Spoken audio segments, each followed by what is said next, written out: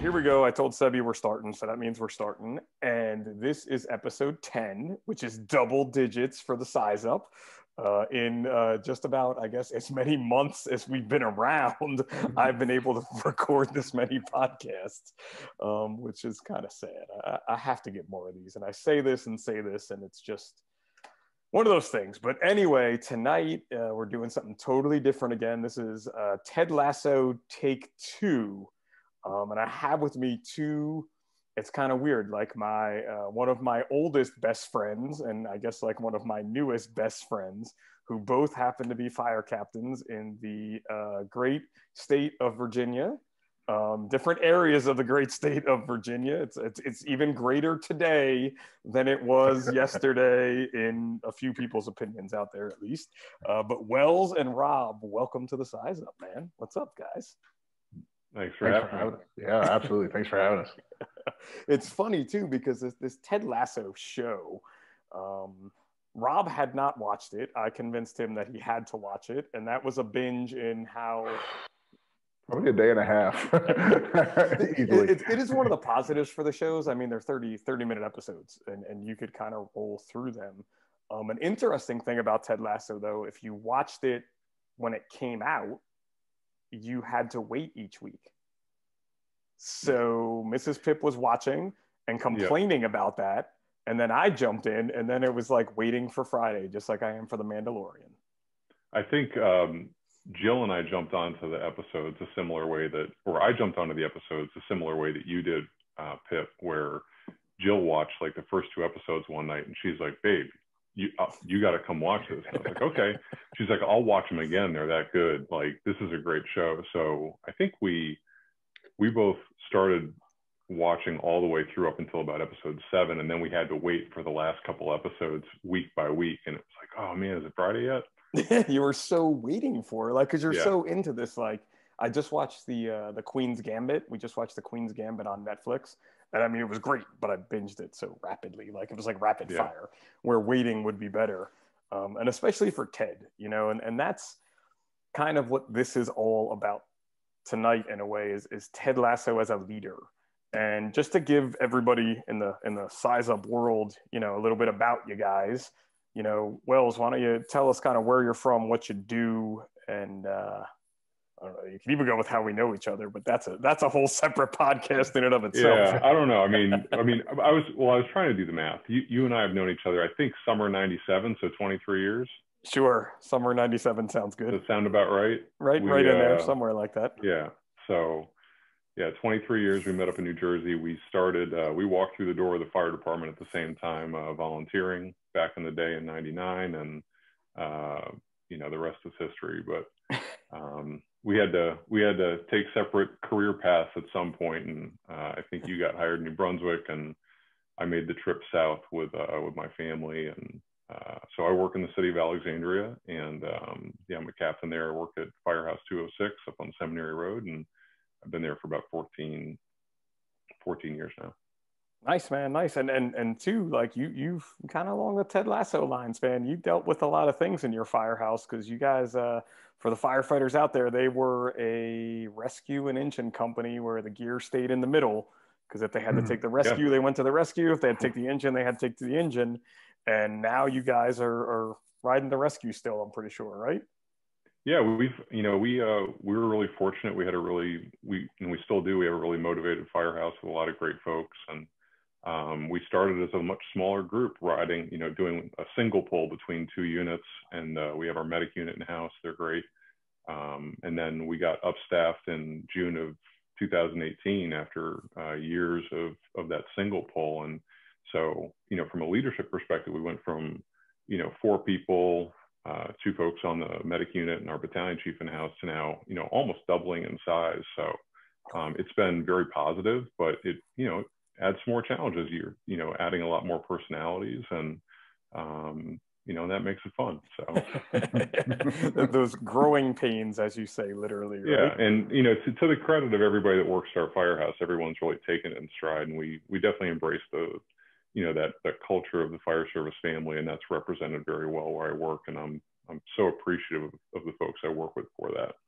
Awesome, man. And that's something too, you know, I know you're wearing the sweatshirt right now, but let everybody know what AFTD is all about, because that's a big part of you in my mind, at least. Well, much like you, I kind of wandered into an organization. He didn't wander. He did not wander. It was oh my God. No, he rode into it. He rode. No, so I help out with Andy Frederick's training days. We've been going about 10 years. We started in 2009. Dan McMaster, Joel Kanaski started a fund after 2001 for Andy's family, the Fredericks Family Fund. And around 2008, 2009, they started asking for some help to see if we could do something to, help raise some funds for his two children as they were approaching college age. So both Dan and Joel recognized that, a training event would be really appropriate for, to remember a guy like Andy and the passion he had for the fire service. And they asked for help, and I said, sure, I'd love to help. And, little did Dan you know at the time. Yeah. Yeah. So, I mean, I joke, I wandered into it, but I just kept showing up and being like, they're like, oh, we need to, make a website. And I was like, I think I could help with that. Oh, we need to send out emails. I'm like, I could do that too.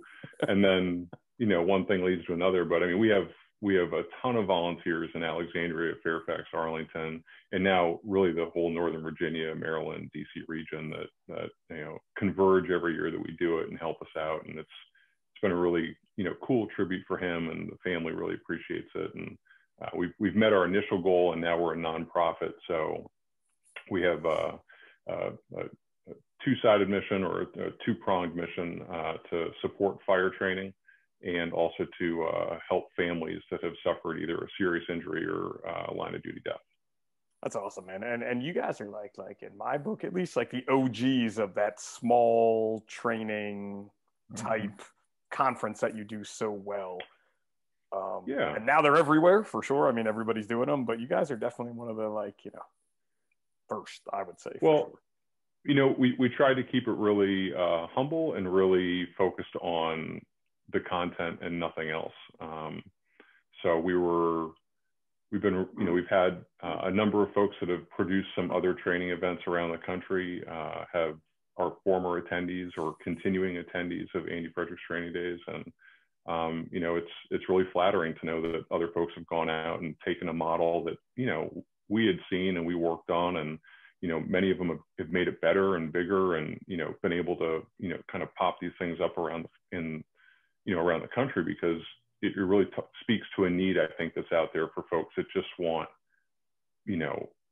really focused content, for them, that's not about a lot of the other stuff that's going on sometimes in the fire service. Bullshit. So. No bullshit. We could curse on this. There you go. We can curse on all of them. There you go. Course, but that's it, right? I mean, that's what it comes down to. I don't know. Do I got to turn my shirt inside out?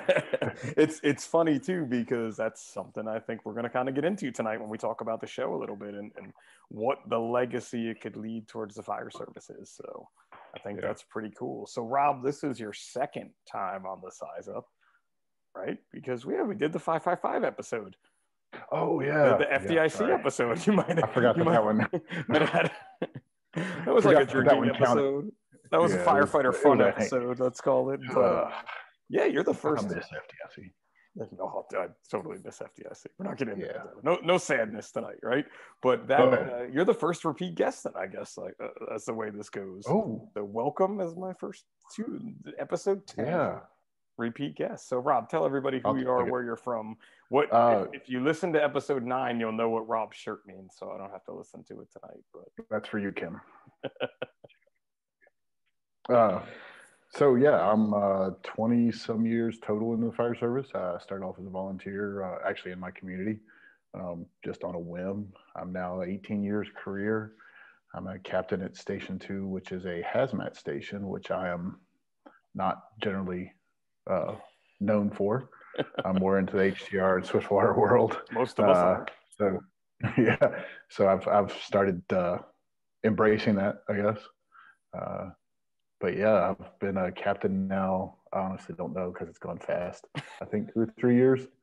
Our department's currently in somewhere in there.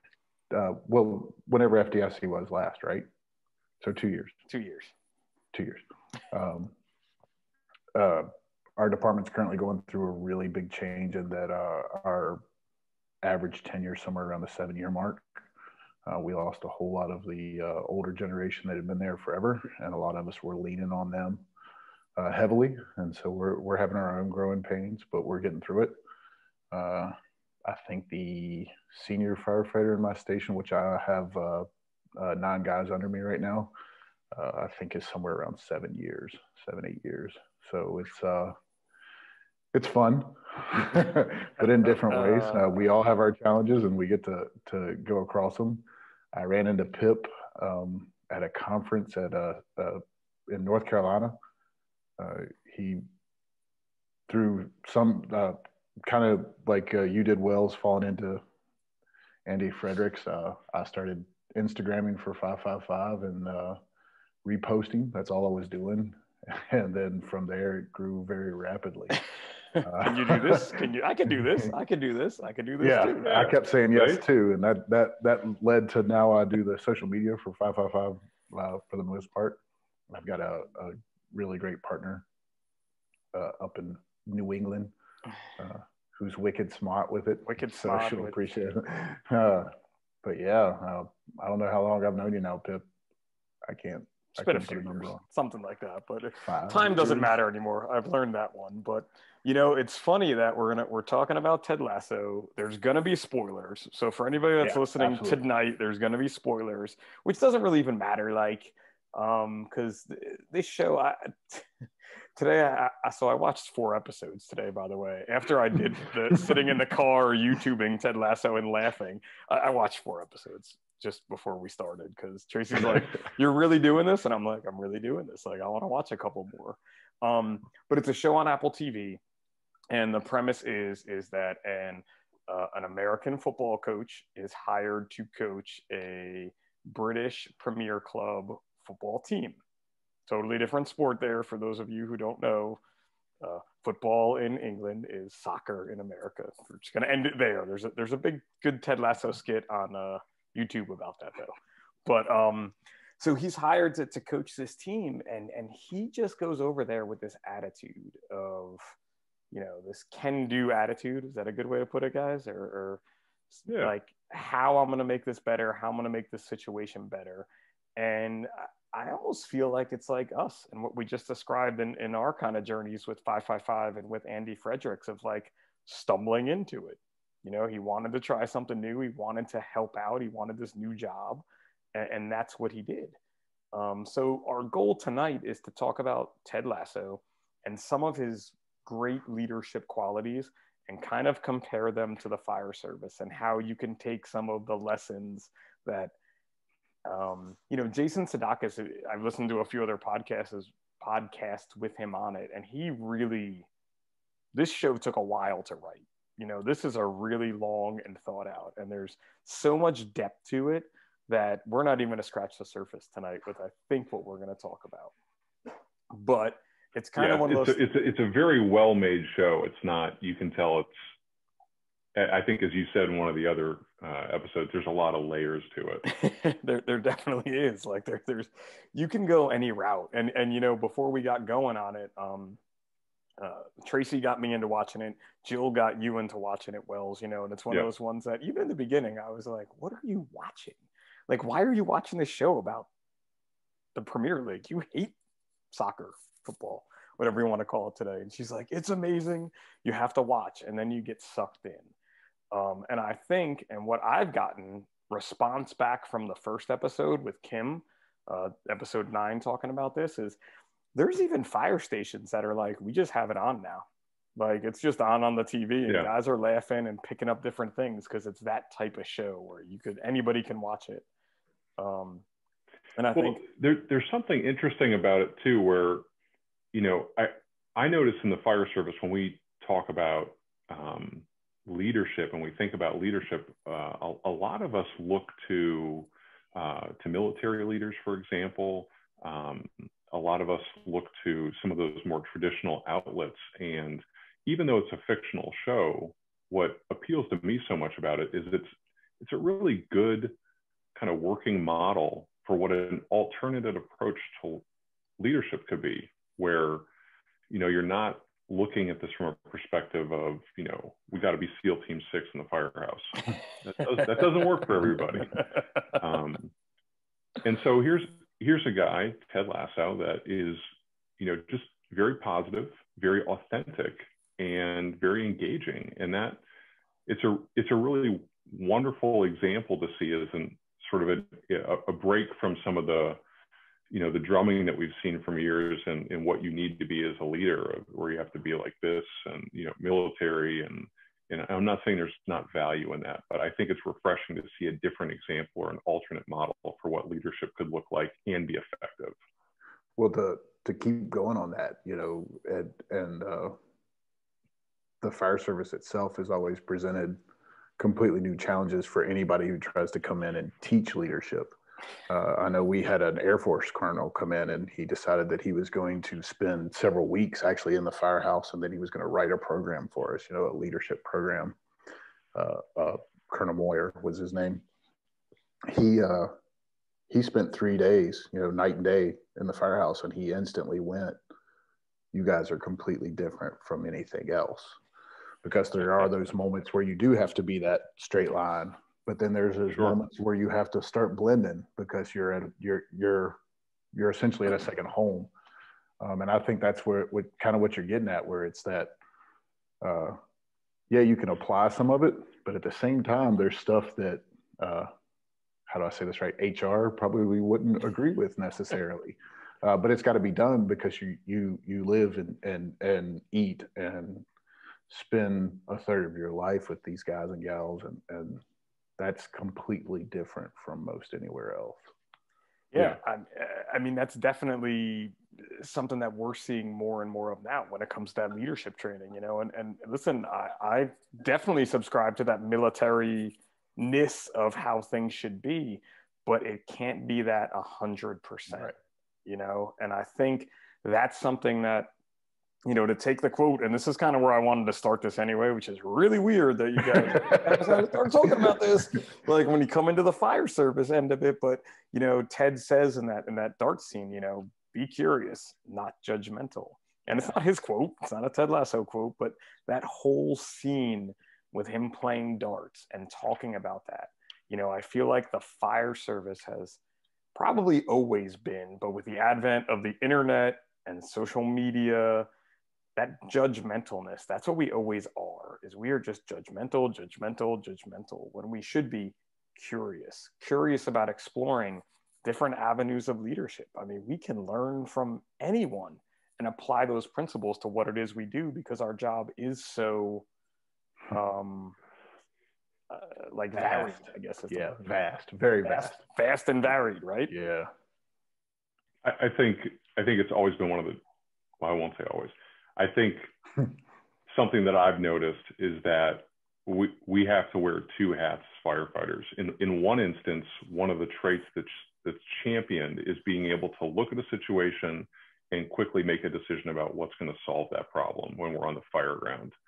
But then, are we doing the same thing when we make judgments of people back in the firehouse, or actions that we see from neighboring firehouses? Are we you know, applying that same methodology there? And I think when we do, that's when we start to hit, you know, find some flaws in the way that we execute that, where it doesn't work, right?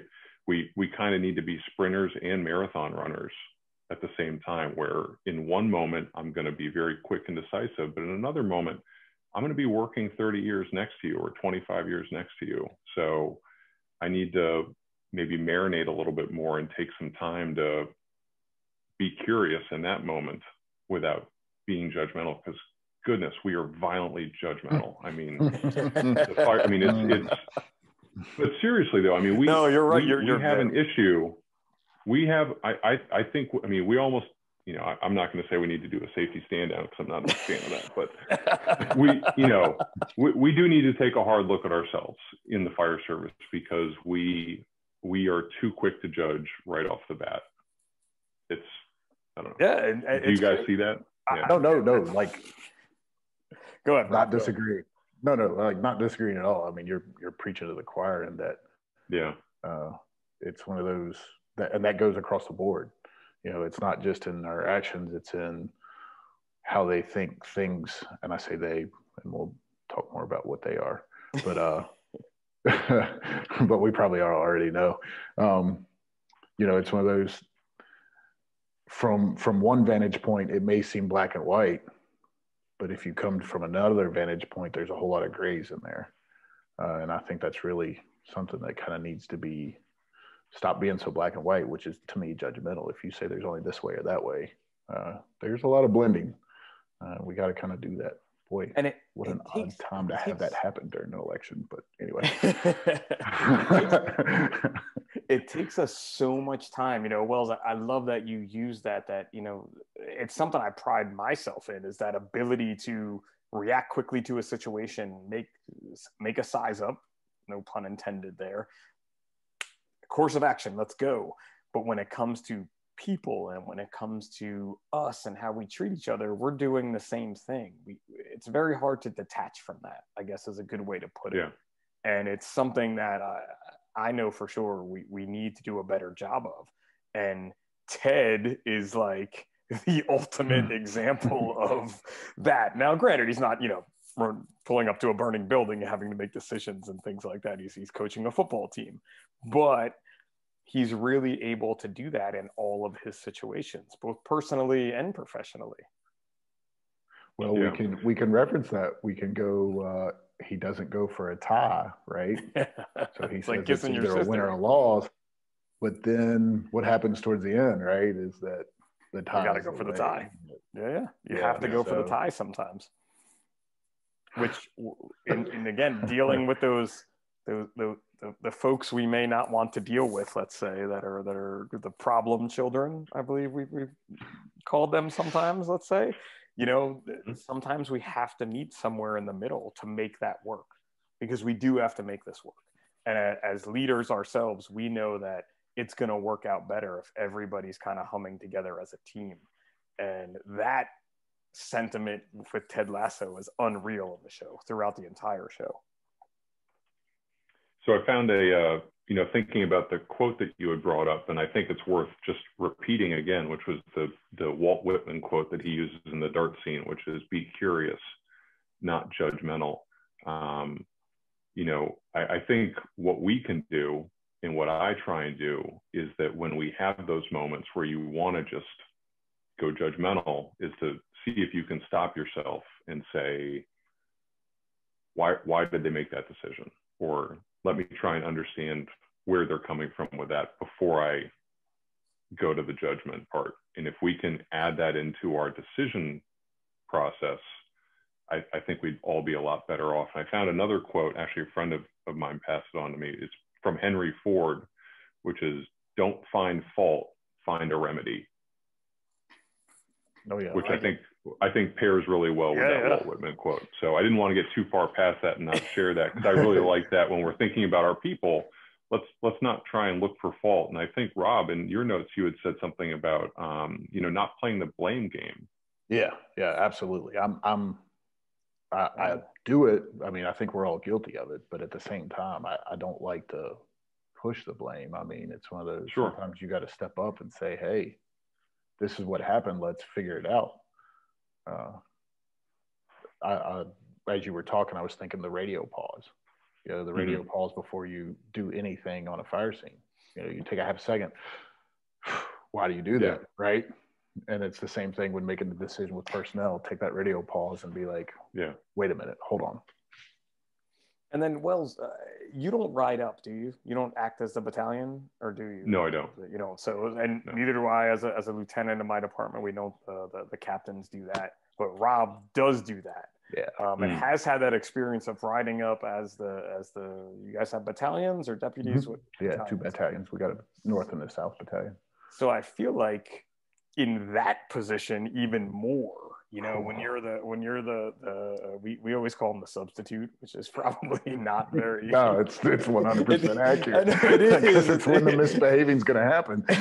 Right, when the substitute turns her back. Like so I had a captain when I was a rookie, and then I worked for him. He eventually became a chief on another shift, but literally that's what he would say. Like he would come in and be like, "Substitute's here, so throw your spitballs when I turn my back and things." And like, there's probably kids now that don't even understand what that means, right? But when you think about riding up, right, and that role that you're in, that's even more of that, you know, that be curious, not judgmental, because you may have to deal with people you don't even necessarily know that well in your battalion, you know, that you've never worked with. You've maybe, I mean, I'm sure you've met them in your department, but oh yeah, you don't necessarily know them, right?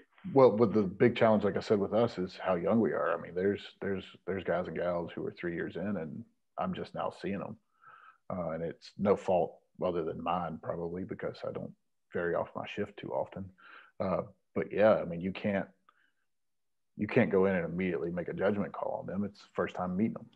You got to take a second, however that is, through questioning or just observation, and figure out who they are and where they're coming from, and remember that they are only 2-3 years in. You know? Yeah. They're only kids. What did you say in your? I got it. Yeah. Relax. They're just kids. Relax. Yeah. Oh, good. I'm glad you said that, because that has been my motto a lot lately. Relax. They're just kids. Now, granted, sometimes that's through gritting teeth, but they are truly just kids, because we just started hiring at 18. You know, and there's no life experiences. There's no anything. It's, I came out of high school, and guess what? Now I'm in the fire service, of all places. Yeah, it's definitely something. And again, Ted is coaching football, and we were talking about the fire service here, where, you know, relax, they're just kids for him is very different than relax, they're just kids for us. But that doesn't mean that our response can be really any different than his was in that type of situation, because they don't have these experiences, you know. And especially, I mean, I heard this in the early ons of my career, was that, you know, like I have zero trade experience when I became a firefighter. Like by trades, you know, a craftsman. I was not. I was an EMT and a dispatcher.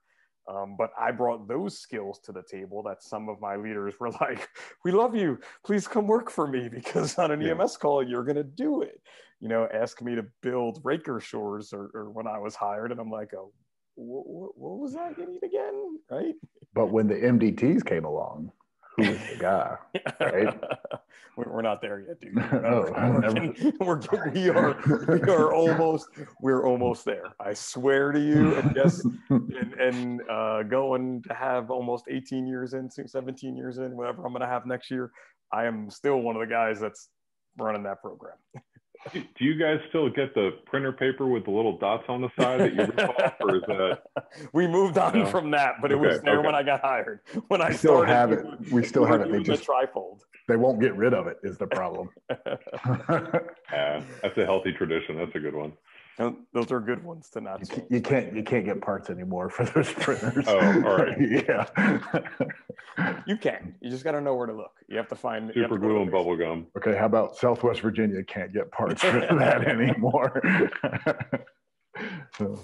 But yeah, and even in that quote of being curious, you know, it's about your people. You know, be curious about your people. And I think, and I don't know, like I said, I think we're going to be jumping around a little bit, but to me, we kind of can tell a story through this where, you know, for Ted, it's all about the people on his team, the people who are his bosses, his peers, his friends. And when we think about that, you know, in the first episode with Sam, when he's like, I think Sam's feeling down, and that's why he's not playing to his potential. Mm-hmm. And literally finds out it's his birthday. And Nate, who I think we're going to probably spend the most amount of time on eventually, so we're not going to get into him now. You know, he has Nate make the box. Yeah, it was beautiful.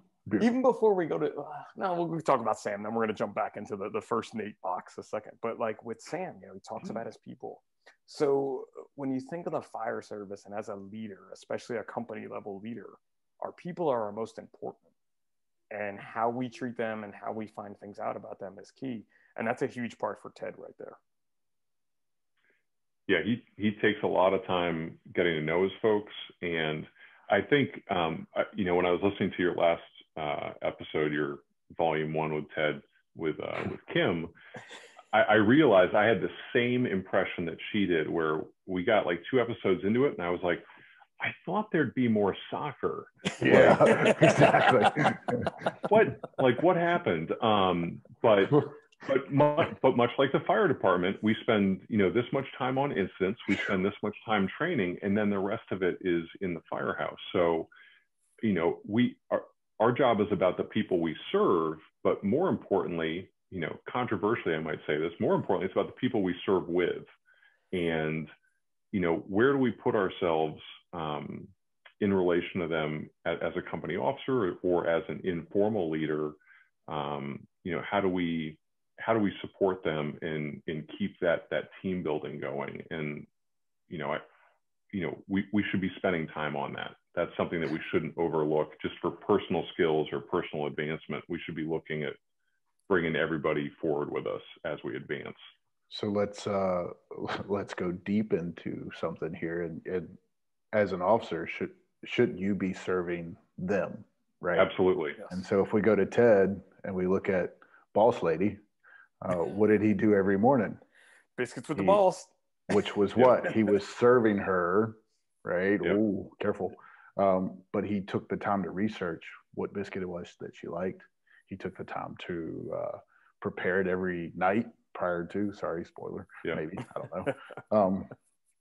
But he took the time to really figure out what it was that made her feel worthy and serve that to her, so to speak.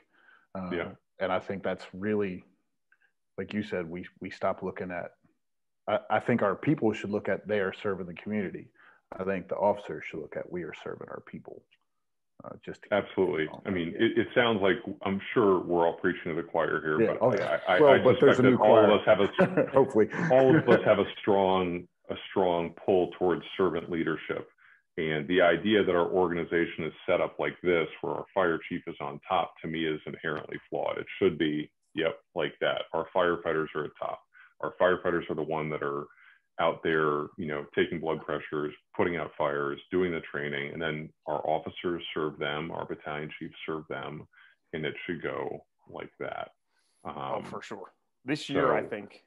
Go ahead. More so, yeah, absolutely, more so. Yeah, this year more so than not is where, I mean, our job got to be just like the bearer of bad news, and in New Jersey especially. You guys were in a little bit different spot in Virginia, but there in March and April, I mean, it was not easy to talk to my people because I was never bringing them anything good for a while there. And they worked through it. And I worked through it with them, but they were the ones that really made it all work. You know what I mean? They were the ones that took what I said and did what had to be done, is an easy way to put it. And to think of that in the fire service, when we talked about Andy Fredericks and just some of the organizations that are out there and what people are promoting and buying into, it's almost like the exact opposite. And these are some of the folks that I know, Wells, you respect, Rob, you respect, I respect as leaders and people who taught us things, but it's time we have to look at what they said a little bit differently maybe now. Well, the showers. I mean, that's an example of it. Oh, I was still going to get into that, right? What he did with fixing the showers. That seems like a good segue to it, right? Yeah, exactly.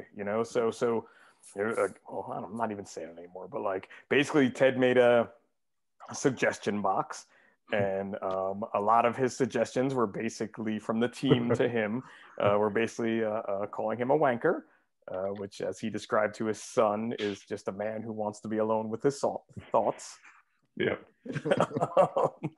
But then after a few wanker quotes and even one that was like, oh, it's not signed. Oh no, Roy signed his name for this one. But one was that the pressure in the shower sucked. And he's like, we can fix this. And he did.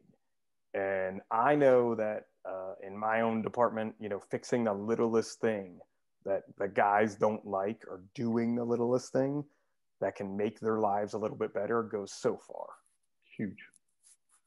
Well, it shows that you have skin in the game and that you're putting them first, and it's authentic. You're not he didn't make a big deal out of it. The person that asked for that found it on their own. He didn't come around and go, "Hey, I fixed your shower for you." Like, this isn't a You quid mean you're pro not quo supposed to do that, thing. Wells? Like, Yeah, but it's just done. It's taken care of, and that's authentic. It's not a look at me approach. It's just a let's focus on what's important for the for the the greater good. team. Yeah, and keep moving, and then we can focus on the game instead of focusing on these other distractions. For sure. And like with that shower thing, I mean, I know, again, it's just the smallest of gestures that so many people appreciate, and then it becomes that ripple effect. In the show, it started the ripple, but it was very small. Yeah, I think they could have gone a little further, but They could have, yeah. Season 2 is still around the corner. So. Season 2 and 3, by the way, they've signed on for 2 more seasons. So holy cow, I don't think I know that part. Yeah, spoiler. I didn't know that. They were looking. So again, I listen to a lot of podcasts. They were looking for another August release. Who knows what they'll be able to film this year, how it's all going to work. But yeah, I hope that they kind of keep that going. I mean, you see it throughout the season and the change, but just that little thing, even Roy appreciated it, and I thought that was huge. And that was the same one that was in the Sam episode, where it was just that little thing, and they lost the game. That was a loss. That was a sad day. And he's like, nope, this is going to be a good day. We're going to turn this into something good and make this kind of work for all of us. Yep. Which is that leadership quality of just saying, like, even in the bad times, we need to move on. It's that we talked about it in episode 9, the goldfish theory. Yeah. Yeah, and I think that goes back to Rob, what you had said about not carrying that baggage, or what were you said carrying about, responsibility. carrying responsibility in the blame game. Looking forward, I joke with some of my firefighters that I'm like a golden retriever. Like, you can hit me with the newspaper one day, but I'm going to come back and wag my tail and hope that someone will throw the stick for me the next day, and we'll be okay, but it's kind of like that goldfish theory, where it's like, how much energy do we spend, about something we heard about somebody, as opposed to putting that energy into your team or into your company to drive it forward. And does that really benefit? I mean, then what example are you setting for your folks, that we're going to sit here and stew about what's already happened? Or could we take that energy and put it out on the field or into our company drill this afternoon and have something positive to talk about? And Ted exemplifies that in his model. It's that you have to do, you take that energy and you do, you find out, like you just said, like, do we take that energy and just go after that person, or do we take that energy and find out what's going on in that situation? And we just, I mean, I rarely talk about my department at all, but we just had another shift had a fire, and you come in and you hear things, this, that, the other thing about how the fire went, and this and that, and we could have just went along with the stories we've heard from everyone else, but we always try to go out and look at the fire, look at the building, and see what was there. And listen, they had a challenging fire, a challenging building, a challenging fire. But if I just listened to the stories, I'd be like, they just didn't know what they were doing. Like we would have crushed that with our eyes closed. You know what I mean? Well, I like to take the story and turn that into a training exercise to see if they would do the same thing. You know what I'm saying? Without, like, before. So I don't know how to describe this correctly. Like, if you hear the story, you then turn around and come up with a training scenario that's very close, but where they won't know that that's what you're doing. What happened? Yeah. And see if they follow the same lines, right? Like, if they do, then you're like, hey guys, we're no better. If I had a way to if I had a way to recreate this building, this is a great training building for a lot of different, even more drawing. But that's it. We took our energy that we could have easily, and I'm not going to sit here and say we didn't No, you definitely talk at the give them a kitchen hard table time. about Yeah. them for a while. But we went out there and looked at it, and we had two companies out there at the same time, and everybody's like, whoa, this was a challenge. And that's something, again, that I think you take from Ted, where he takes that energy, he takes the negativity, he takes the entire stadium chanting wanker at him the entire time, and just keeps on, oh, we're going to get him next time. And I appreciate you. There's the old man that passes him and, basically tells him off every time. But he gives him that, like, you're turning it around. We are turning it around. You take that energy and you move it forward. And I know this year it was hard. Like, I know I was guilty of not turning it around when I should have. But you can't, like, we go back to the goldfish or the golden retriever again, right? Yeah. Don't dwell on that. Keep moving forward, and you'll stay ahead of the game, hopefully. And don't forget, your folks are looking at you. I think, there was part of me when I was watching this show where I'm like, well, this is a little idealistic, and there's, I believe in it, but I think in the fire service, the timeline would be longer. We wouldn't see, I don't think you'd see the Roy Kents of your fire department come around like that. No, I think there would be a longer shift for people to kind of get on board with that philosophy or with that, to believe if you're really being authentic, or if you're just kind of playing it up for that day, which goes into one of the key traits of being in a leadership position in the fire service, is that consistency. And we see that with the character of Ted Lasso, is his unfailing consistency of taking that positive route as opposed to buying into the negative route when he is surrounded by negative. Because the whole show is based on a couple negative premises, right? It's kind of dark the way that he's brought into this. I mean, the owner of the team, Rebecca, brings this American college gridiron or football coach over to coach soccer because she's bitter about her ex-husband's team that she's won in a divorce, and she wants to run it into the ground with a smile on her face. And Ted rises above that. And then, you have, what was the other one that she did? She has a couple things. She hired the photographer. Yeah. And then, setting up, so she hires a photographer to catch Ted with one of the star players' girlfriends looking like they're doing something wrong when they're not. And then she also sets up the one-on-one with Trent Krim, the independent, to have this, expose interview with him, and he wins Trent over. So for all of these sort of very purposeful actions that are done to discredit or set him up for failure, he is consistent in not wavering from that.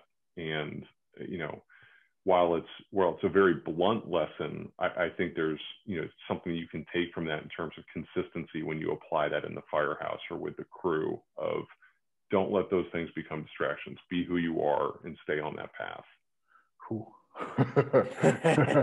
It's like, see, I brought him in. I brought in the deep thinker, right? But and I can appreciate that. Thanks. Go ahead and step off screen for a second. I'll be back.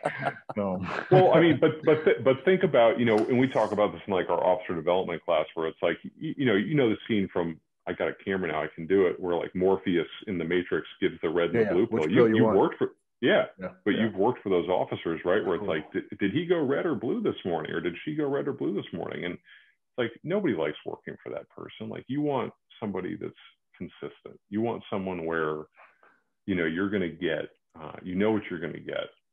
Because I don't think we really appreciate how, when you're riding that emotional wave, what kind of ripples that puts out in your firehouse. Like, you can be a positive bedrock for your folks, where they come in and they look at you and they go, okay, he's still doing the same thing. And like, to that end, like for me, if I feel like I'm off for a day, I'll tell one of my senior guys right away. I'm like, hey man, I'm off today. That way they know it's nothing to do with them. It's all about, I probably announce it to the whole crew. Like, it's one of those, like, that's good. Not today, guys. Today is great. Not the day. Yeah. But then they know, they know it's not because of something they did. Yeah, it's not personal. It's whatever struggle I have going on. But I'll because I love the smirk. right? And I call it the Ted Lasso smirk, Yep. right? Yep. Like no matter what's being thrown at him, he gives that same, and it's that smile almost of like, you're not bothering me at all. And I referenced a lot of Jocko because I happened to listen to a Jocko podcast right after I finished binging it. And Jocko calls it the normal face, right? Just give them the straight normal face where maybe the smirk's a little better. Maybe putting a little smile in there every time might get a little more reaction out of it, even if it is inappropriate, so to speak. It goes back to that knowing your people and making sure your people know you. That's definitely in that military world. They try to really separate themselves from the men, let's say, the officers and the men. I do think it's probably changing just because society is changing with how that's going to be. But, you have to have that relationship with them. And Ted obviously has that with Coach Beard. I mean, their movie line-ness together is just like... the Back to the Future quote. Right. Love he always gets me with the Doc Brown.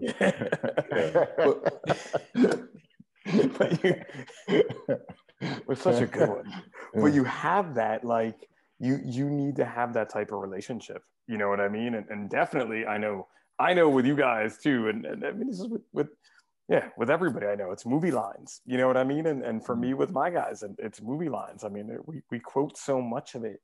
It's unreal. But those are the relationships that you need to build to get that buy-in, to have the crew that you want to work with and have them perform in the way you want to perform. And I think there's a definite thing in the fire service, strategy and tactics is very important. How you deploy lines is very important. How you gear up is very important. But if we focus just on that, we lose this people side of it. Just like with, you have Ted who doesn't know offsides in soccer. No, really? Tell me about it. What is it again? How does it work again? I'm not really sure. I think he described it in the news conferences. I'm going to do it like the U.S. Supreme Court described pornography. I know it when I see it. You don't know what it is, but you'll know it when you see it. But unless you played the game, you don't really understand it. You know what I mean? But you still have that tie-in with it. What is it I keep telling you when I have somebody transfer in and they're like, which nozzle do you prefer? Which blah blah blah do you prefer? I'm like, I don't care so long as you're good at whichever one it is. Whatever it is you choose, you better be really good at it. whichever. So let me ask you this: what when you have a new person come in, Rob? What sort of like what are your expectations? Do you have like a top 3? Do you give them a page of what's your thing? So really, I sit down and because I came into the role of when I came into the role as a captain, I came in with a first lieutenant who they ride the seat of a ladder truck. A multi-company, I have an engine ladder medic truck, who is my senior, who was also a peer. So he was in the service before me, but we were firefighters together. And then as we've progressed, I've come back and I came in there and I was like a little hesitant. I didn't want this guy to think that I was coming in trying to take over the show or anything. So we sat down first. We had a conversation. When my new folks come in, it's more about how I operate.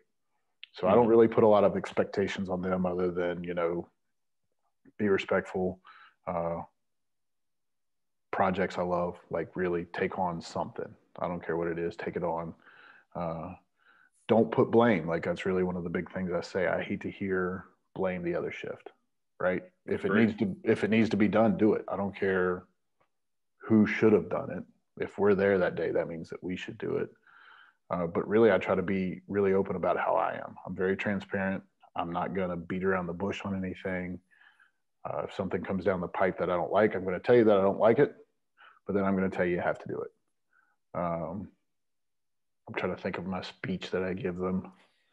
I ask them what they expect out of me because I think that's a big one. Know their trucks, know them inside and out. I don't try to focus on the tactics part or any of that until we've established a really good relationship first. No, that's great, but that's so funny because without focusing on the tactics part, you are solely focusing on that relationship that you're building with them. So that's the foundation to get all the other stuff. That's great. Yeah, technically technically they should know the tactics. I mean, I know in Alexandria, in Roanoke too, you all run your own academies. Yeah, absolutely. We just started out where I work. Nice. It's good. Yeah, we're on academy. This last group was academy, I think class 3, that we've done in a row, and it creates a whole different employee. We're making employees. That's fantastic. So your speech definitely changed, with a new person coming in because they know the equipment, they know the tactics that we use where I work, on an engine. They know what we do. They've pulled our lines. They've done it the exact way we all mostly do it. So now, and two, to be honest with you, I don't really care what they know about tactics. That's my job. We're the tacticians. They're just there to help us along the way in the beginning. Obviously, the what ifs are endless, right? Like the what ifs are endless. The what ifs, you know what I'm saying? Like, I mean, I can't prepare you for what's going to happen 2 minutes from now. I can kind of lay out hey, here's what I expect, but the what ifs are endless. What I say needs to happen isn't going to be what needs to happen. Yeah. That's the law of the fire service every time. When we talk about this, it's funny. So I had 2 rookies. They have now over a year on, and both great guys, great firefighters, great, everything. But the one's first fire, like 3 a.m., typical. And we were pulling up the block, and I could see the room that was on fire because it was on the chauffeur's side. We could see it was one room well off as we're pulling past it. And when we get off, he asked me, he's like, "Lieutenant, which side of the street is the fire on?" And I'm like, when you go around the back of the engine, it's the one with the flames blowing out of it. Because he wanted to know which line to pull, like the left or the right off the back. But like literally, and he even said, he's like, "I can't believe I asked you that. I'm so embarrassed." And I'm like, "Don't be embarrassed. It's sort of a valid question." But literally, when you walked around the back of the fire engine to just see where the fire was. Like, well, that's because they were so focused on this, right? I mean, they're God. So focused on making sure all this is happening that they're not giving it the one over out the window. That was our conversation walking from doors to the back of the rig. I'm like, just go bring the line to where the house is that's on fire. You'll be good. Find me. We've trained on this enough. Get to the front door. But that's something too with like a Ted thing where even in that situation, they're very much focused on this, whatever you want to call their focus. Where for us, we could be a little more like, hey, let's go to the one that's on fire, buddy. Just go out and play the game.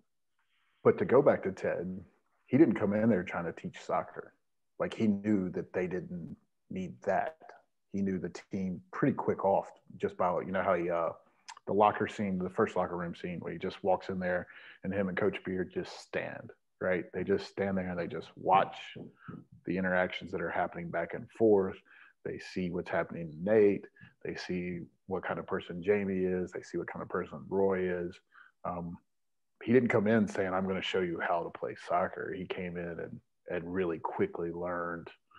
He's the maestro of puppets, so to speak. Not really, but that's a poor analogy. But you know what I mean? I mean, he knew that he didn't have to teach them soccer. He had to teach them how to be people. How to be a team. How to be people and how to be a team. Right.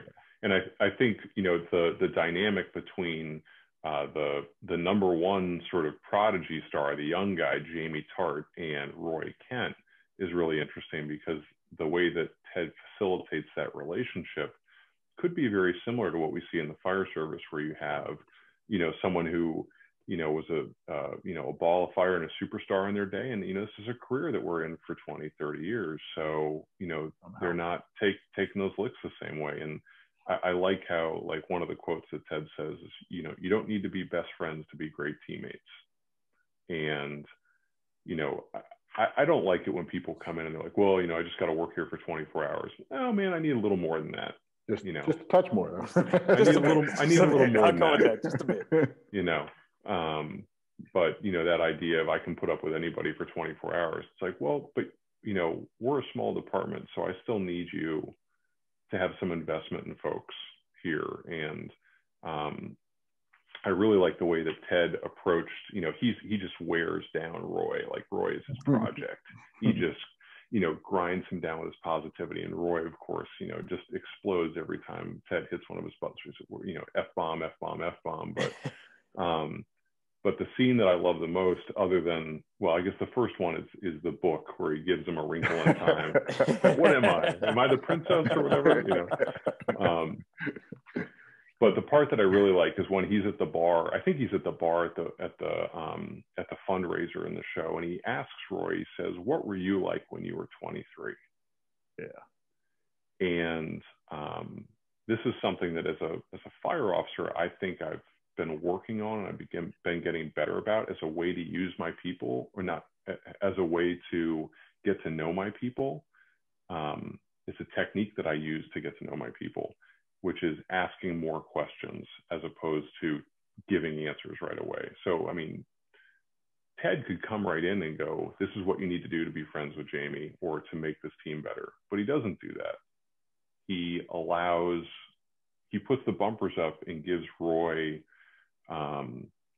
some boundaries, but then he lets Roy get to the answer on his own by prompting him and asking good questions at the right time, as opposed to just giving him the answer. And because of that, we have this, we see this relationship develop, but we have a much better team output at the end.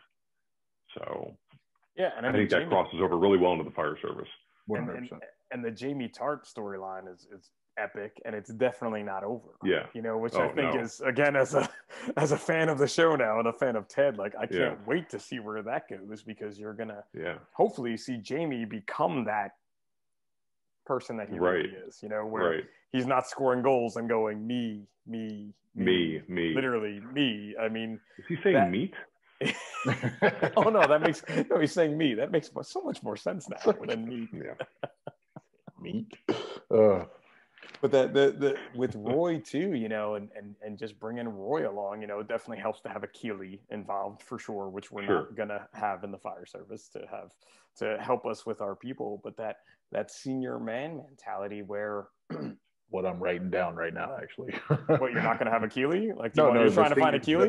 No, the senior firefighter, the person who is the Roy, that and I think I referenced that. I can't remember. You did somewhere in here. Yeah, I have all your stuff highlighted, Rob, but it's just, again, like, I knew we were going to jump around, so I have stuff in case I just have it, and I keep scrolling up and down on it. But that senior firefighter who is going to be bitter, just because, I mean, there was a time that I was very bitter, so I decided to go to the training center. Boy, that'll change you.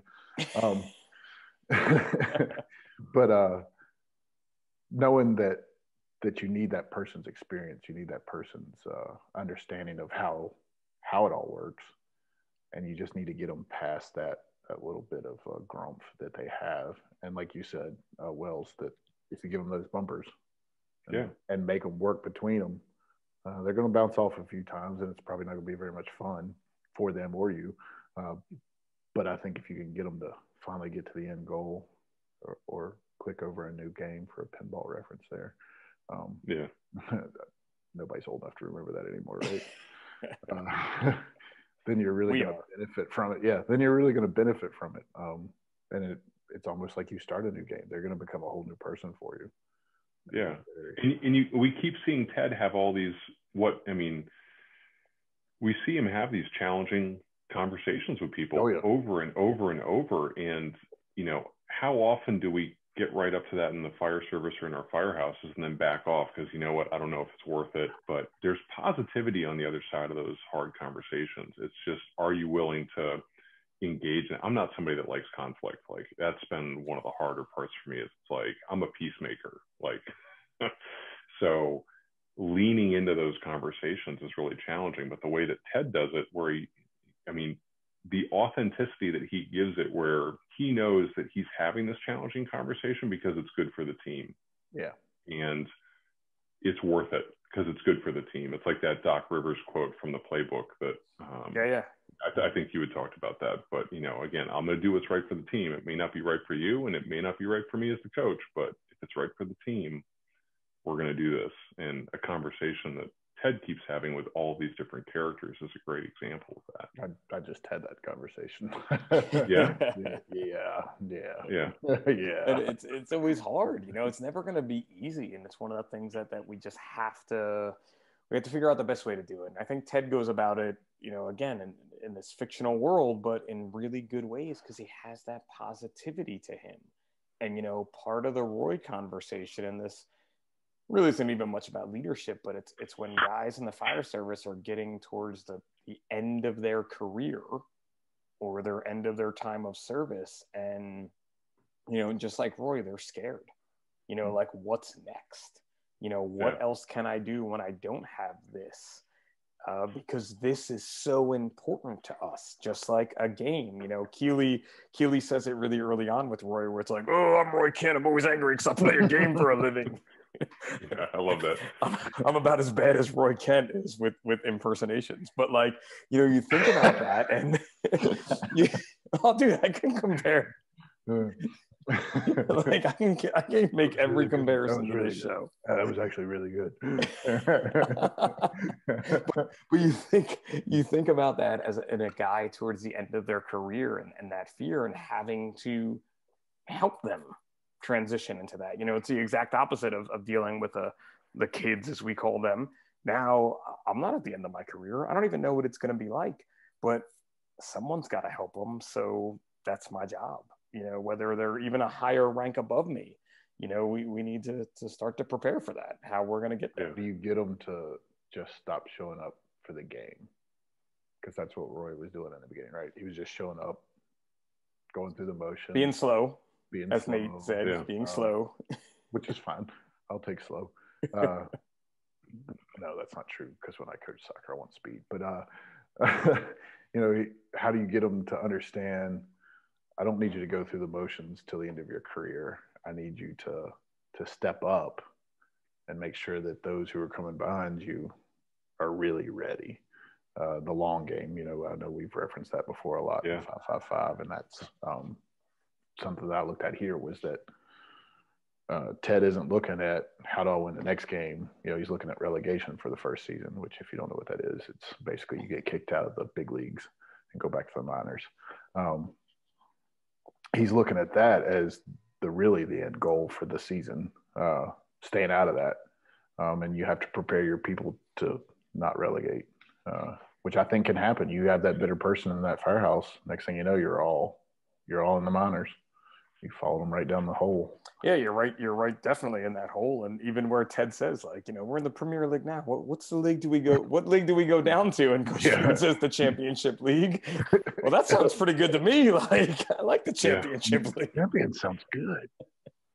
But yeah, you can't let someone bring you down that hole. And I think too with Roy, Roy definitely towards the middle of the show wanted to bring Jamie up, and Jamie just wasn't ready for it. But then how he tells Sam, when Sam's like, I was just laying here because everybody was so excited, so angry. And he's like, all right, this is what you're going to do. He gives him the playbook for how to legitimately fake his injury in a football game. And hype the crowd in the meantime. Yeah, that's exactly it, right? Such an epic thing to do, and so much. And he also does the throw TV. Sometimes you got to, right? Isn't Roy the one who says sometimes you got to throw a TV? Oh, sometimes you got to break a TV. Yeah. Keep breaking TVs or something like that. Keep throwing TVs. Yeah. When he does that, but those are things that he's bringing those younger people up. And that's something that when we talk about the senior man or the senior officer, you have to be in the game until that last day you walk out the door. You know what I mean? There's no, my last chief always said that. He's like, I'm in this game until that morning at 8:00 when we leave here and go to the bar. And that's what you have to always be in our career, for sure. That's hard. That's a hard road to follow. Well, it's like a loss. You know what I mean? It's just like when they lost with Ted. Ted. Well, I don't know. We're going to see what next season brings. But we all have those hard moments. You're going to have those bad days. I know we've all we have all, this group here has definitely all spoken to each other after an extremely bad shift, because you're going to have that, and then you need to bounce back. But again, taking care of your people is the key part in that. Taking care of yourself and your people, I should say. Well, and it makes it easier to bounce back, right? Because they all understand it. You know, like if you're open, like I said, I like to be transparent. If you're open with them, if you let them know that you're not going to be that black and white, that you're going to let the gray mix in there, they're going to bounce back. They're not going to dwell over it as hard as you might, because you might take a little more pressure on yourself than you should. But you know, they're going to move on just as quick as you move on, because you have built that relationship and they understand what's going on a little better. They don't expect you to be, yes, sir, Captain, blah, blah, blah, blah, blah. I think it's my favorite part. You know, and Wells, you've been in the same firehouse for a long time now. You know what I mean? So you've seen a lot of things there. But, you know, when you're one of the guys just said it the other day, you know, we're humming. He's like, we're humming. That's what it comes down to. This ship is cool. Humming. Yeah. And I'm like, oh, I guess we are. You know what I mean? Yeah. Like, there's problems. I'm not going to, trust me, it's not, it's just like we say, it's like a family. Like, but we're humming. Like, for the most part, we're humming. And when it comes down to doing the job, I really feel like we're humming, because we've had that group of people together, kind of like you have, aside from adding a whole nother company in, which, again, unique. No, which has been great. I mean, we have some great personalities that have come in. We've got some great youth that's in there. It's positive for us. It's definitely a good thing. So. It's what keeps us coming to work every day, and I think that's what keeps Ted waking up, meeting Coach Beard, who he's probably the most underrated character in the 100%. 100%. Yeah. Right? I mean, he knows the game. He's the coach. Yeah. He learned the game. He is Ted's sounding board. He is the player's sounding board, I would suppose. He's got the whole chess thing going on. I'm trying to think of like what else he has. Well, I think he's tactician, you know, but go ahead, Rob. No, I was just saying it shows that you have to have somebody, and you know, I'm fortunate that I have Pip, who's completely out of the picture as far as what's happening here in Southwest Virginia, but I have somebody here in Southwest Virginia that's in my department that is that person that I bounce things off of, and then they in return bounce them off of me. And if you don't have that, man, you're missing out. You got to find that person. And I think, you know, I think it's great when you have someone that's in your firehouse that you can do that with, but that's not always the case. And I do remember, like, when I first got promoted a while ago, I was fortunate to get promoted with a couple people on my list, and we started calling each other at night, like after dinner when things were winding down and before, like, you know, that 10 and 11 o'clock call hits. And that was really valuable. And we started to build up that trust.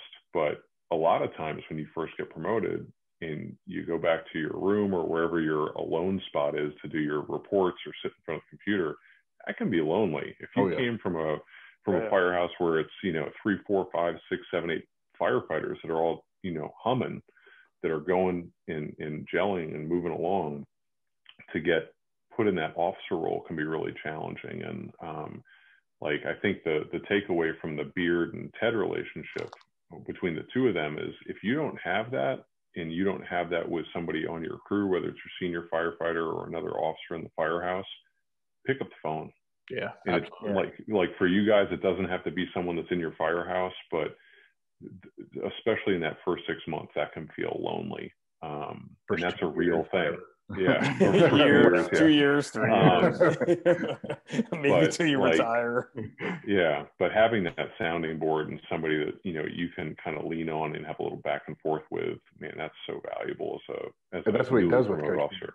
Right? Yeah. It's like he just says things, right? He'll just be, and I love the scene where Coach Beard doesn't agree, right? And he keeps he goes off and he goes to town. Yeah. Separating himself, and it speaks volumes, right? He's like one of those, like, look, no. No. And sometimes you need to hear that, right? Like, you need to have that, oh wow, I'm an idiot moment, and you're not going to say that to yourself. You have to have somebody else kind of. Yeah. I think too that Coach Beard scene too is we need to play to win. Right. Like, Ted was just like, okay, we're good. Right. No, we need to win. We need to. Well, he was letting him know he needs to elevate, right? You need Yep. to stop in that groove, which, Wells, you said it earlier, or maybe Pip, I can't remember now. It's the show is this long, but what's happening is really going to take this long. Forever. Yeah. You could pull so much out of this. Like, it again goes back to that initial thing we said, where like, you don't always have to be learning from the fire service. You don't always have to be learning from the military. You can learn things about leadership from loads of people. And it's like I talked about with Kim with the playbook, and learning from coaches, successful coaches. I mean, I love that show. That's a whole nother thing we could do. Oh, dude, I could. Ron wants to do the Goonies though, so if you want to jump in, I want to do the Goonies. I'm in. I'll wear the headband for that one. Hey, sidebar, with the playbook, were you super disappointed when you got to episode 5 and it was over? I was like, yeah, I'm like, there should be more. Why are there not more? Like, why why am I going into the trailer for the, like, there's so many more coaches. There's so many more stories. I want to hear, like, how, but too, with all of those coaches, just like with Ted as a coach, it's about the person. I mean, obviously there's tact in the game and but you need your people. I need my people. We, not just we need our people to trust us with their lives. So we have to have that strategy and tactics, but we need the people first. And even if I look at 555, because I compare a lot of things to 555, it was about the people. It wasn't about so much the fitness. It was about the people doing the fitness. What's that? It still is. It still is. Stop with the was. When we started, it was, and it still is today. Is that a thing? But you think about this, like Ted Lasso, it's all about people. That whole show, and that's why it transcends to our wives, to anybody who wants to watch this show. No, it has great crossover. And so we talked just a minute ago about feedback that Coach Beard gave to Ted, but if we can stay in the feedback realm for a while, I want to talk about one of my favorite parts of the whole show, which is Ted takes Nate, the kit man. Can we go, Nate? Yeah. Oh, yeah. Oh, dude, I'm ready. So this is going to be the end. Then. This is going to be the last new Ted Lasso topic. But I'm just saying, we're starting it. We're already over the hour. I know. But it's okay. I know. But this is going to be, we're going to see how long this one goes. All right. We're at an hour and 10 minutes or so. Okay. Well, I'm not leaving until we talk about this one thing with Nate. And I'll tell you why though. My favorite part is when Ted takes Nate, the kit man, the guy that, washes the laundry for the team. He takes him to this fundraiser ball for sick children the whole team's at. And Nate shows up at his apartment and he's wearing his father's old suit. And he's like, oh, I hope you don't mind that I'm here early. And Ted says, no, it's fine. He goes, hey, Nate, are you the kind of guy that would like to know if you had like food in your teeth or something like that? And Nate goes, oh, yes, I definitely would. He goes, okay, that suit looks terrible on you. And gives him that feedback. And Nate was green-lighted it and was good with it, and they went and got him a new suit. But that moment was so cool where, a lot of times we give people feedback, and we do this all the time in the fire service, right? Be curious, not judgmental. So I'm curious. Hey, are you ready for feedback? Yes, I'm ready for feedback. Okay, here we go. If you talk to like 9 out of 10 firefighters, most of them are like, I wish he would have just told me what was on his mind. Wow. But then when you're on the receiving end, hey man, why are you coming at me? Well, I wanted to give you feedback. So I was working with a new firefighter that I'd never worked with before over the weekend. And we were doing some hose evolution stuff. And I'd met her like an hour or two before, and we went down to the burn building to do some evolutions. And we were working on some technique stuff, and I had an opportunity to give her feedback. And I stopped and I thought about that scene, and I said, hey, I have feedback for you. I said, and that's why we're down here. And she goes, yeah. I go, but how do you like to get your feedback? Do you want it kind of like buttered up and easy, or are you good if I come right at you with it? And she goes, no, just let me have it. I said, okay, so here's what I'm noticing. And then I gave her the feedback, and we had a great drill anyway, but adding in that step, kind of like what we talked about before just going right to this, I feel like it helped us. Like, she knew that I was coming at it from a place of I want us to be better. Yeah. Like, we've never worked together, but I want, I want you to know what I know. And I think I thought about that moment before I did it because of that episode from the show where, I just really liked it, where he's giving Nate that feedback where it's like, are you ready for this? Here it comes, Well, it's the radio pause. It's right back. Like, I mean, we go Yeah, absolutely, Rob. hour that Pip reminded us that we're already into. It goes right back to that. It's the radio pause, except now you're seeing how you want to, slide it in there, or right, bang them on the head with it. Right. I feel like that's a whole class, like the radio pause. Like you may have just, Rob, you may have just, No, you could teach it with me. Like, you could totally teach it with me. I'm not stealing it from you. I'll be your videographer, that. But right, that's it. And so Nate, again, like Nate, I think is the ultimate fire service, like, comparison, right? Nate's the kit man. He's basically the guy that does the wash. Yeah. But he is from England. He knows the game. He knows the team. He knows the locals. He knows everything Ted needs to learn. And no one has given a shit about Nate his entire career. Right. Let's just say, we don't know. So we know a little bit about his family life, but not so much. But, Nate's just that guy. He's the team manager, for lack of a better term, for us. And no one even knows his name until Ted asks. He's like, no one's asked my name before. The long pause was great, where he's like, what's your name? Just silence. Right. Like, oh, you really know my name. There's another part where he's like, Nate. And he's like, you know my name. And he's like, well, you're going to be my default Nate until we get another one around here. So basically, if I say Nate, I'm talking to you type thing.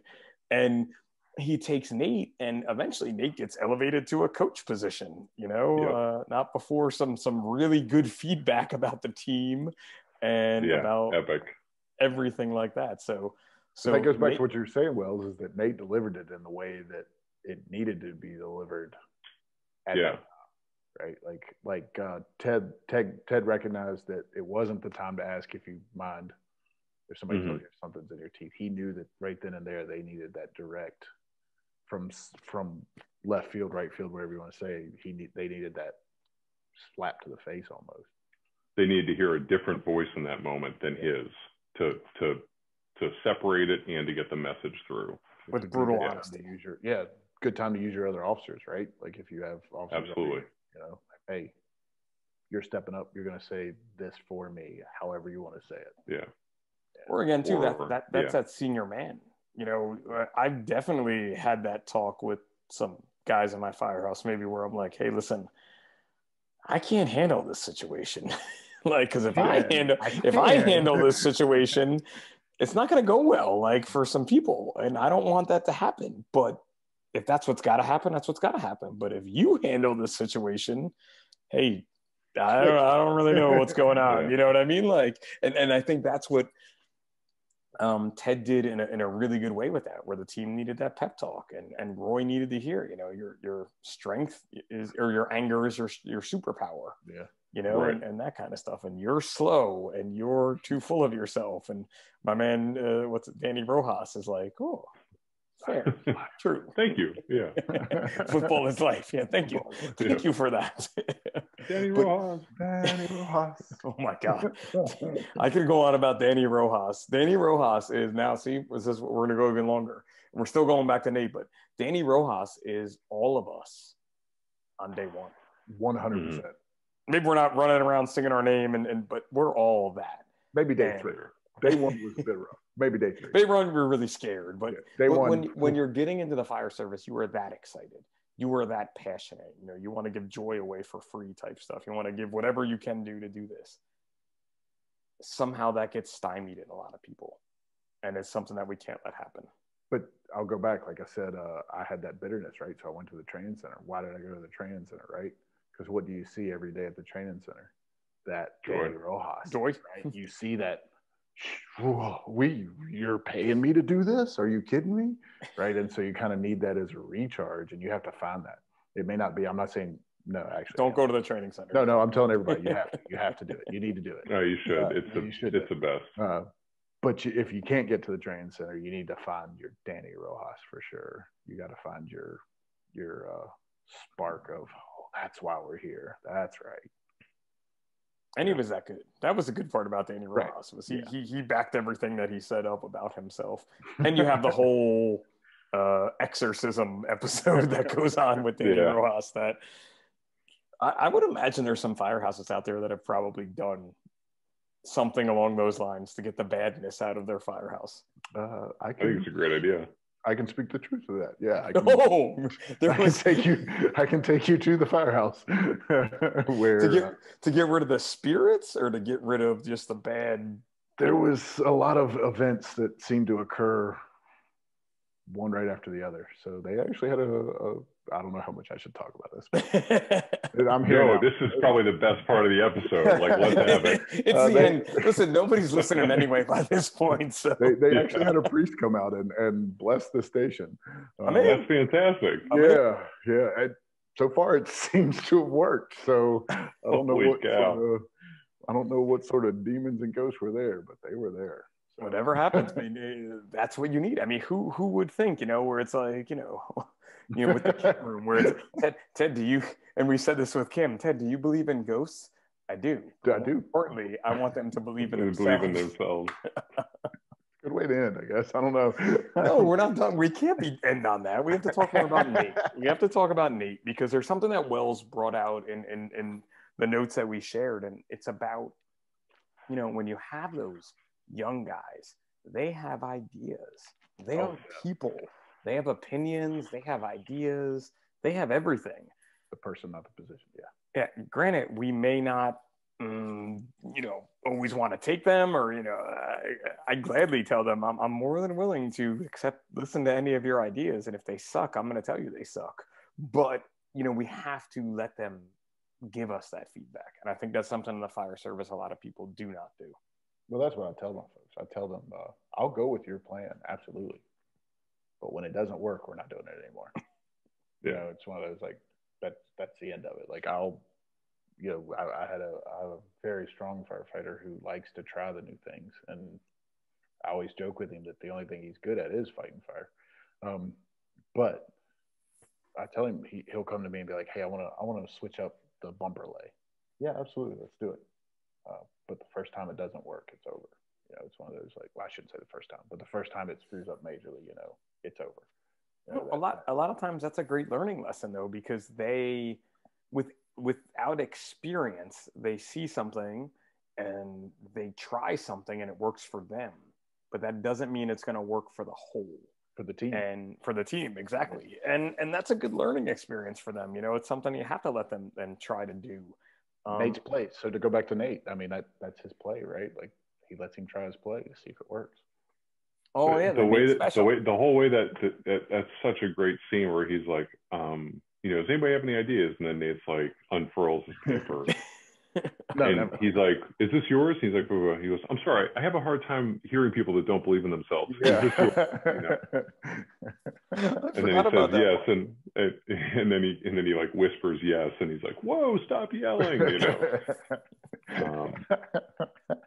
But no, the idea that you should not have an ego in this job where you can't find inspiration or ideas or a second view from another person, regardless of their time in the service. I mean, I tell my guys, I'm like, if you see something, kick it up. I mean, I'm not trying to go crew resource management on us here, but just like when, the point is that everybody has buy-in in the outcome of this event. And it doesn't mean just because, I've worn my shirt or helmet for a certain amount of time that I have all the answers. So the idea, not at all. I don't know what offsides is, right? I mean, it's just... yeah, exactly. But I know that, I work in training to make sure that my guys have their eyes up and not at their feet. So when their eyes are up and they see something that I don't see, I want to know about it. And if we don't create a culture of allowing them to provide that feedback, then we're going to miss that. And that's a missed opportunity. Rob, I'm talking with my hands. I might.